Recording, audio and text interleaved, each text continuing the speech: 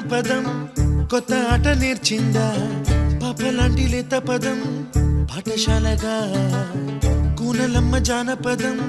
పల్లె దాటి వచ్చిందా చవళిల జానతనం పాట చూపగా కుంచెలో దాగే చిత్రాలు ఎదురొచ్చేలా